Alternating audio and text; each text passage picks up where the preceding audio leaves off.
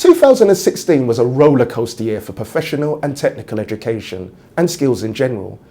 We've seen a spotlight on the sector from the government, the likes of which we haven't seen in decades. The key changes last year were the area reviews, which will continue to shrink the number of further education colleges over the next year. The apprenticeship reforms, which will begin to be rolled out to businesses up and down the country this year when large organisations begin to pay their apprenticeship levy from April. So what about 2017? Well, we're going to see even more changes this year. The things to look out for are the Post-16 Skills Plan, which recognises professional and technical education as a critical pathway for both young people and the UK economy, and seeks to streamline the current system by focusing on its 15 key industrial sectors. The Technical and Further Education Bill, which is linked to the Skills Plan, providing a remit for the Institute of Apprenticeships, introduces insolvency regimes for struggling colleges and ensures devolved holders of the adult skills budget will share information with the government. The Industrial Strategy. Literally announced last week, the government's long-awaited industrial strategy focuses on the need for balanced growth across the country, in order to enable higher growth for the rest of the UK, with professional and technical education playing a critical part in making that happen. And of course, who could forget Brexit, which will undoubtedly put a need for homegrown skills to the top of the agenda in the coming years.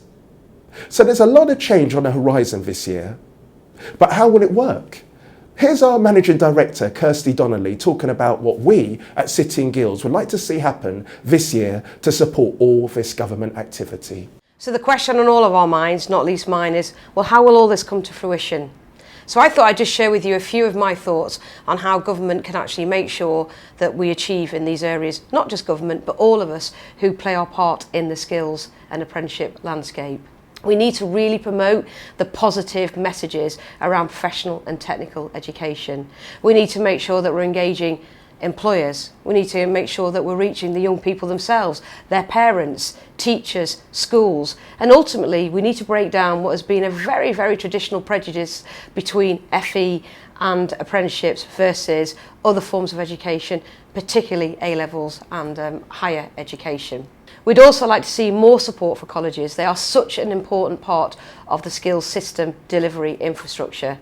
And we need to increase our access to further education and college provision, especially for people in rural areas where they may not be living near a college or a place of provision. And we also need to maximise on our college provision to increase opportunities for social mobility.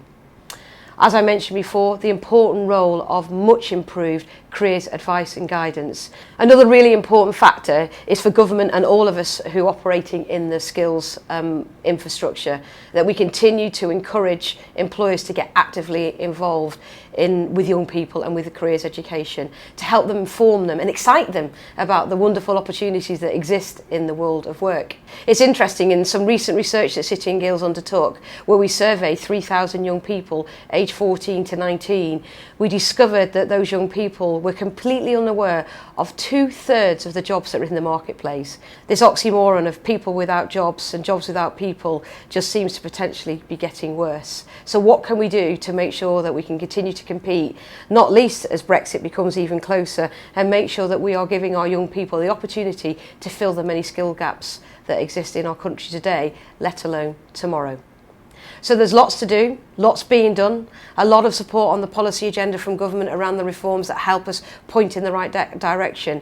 But it's all about careful implementation and planning. It's all about making sure that we actually now put the right stage gates in. In my next video, I'll be discussing the findings of some new and very interesting research we've just done around apprenticeships and what that might mean for UK PLC as we look ahead.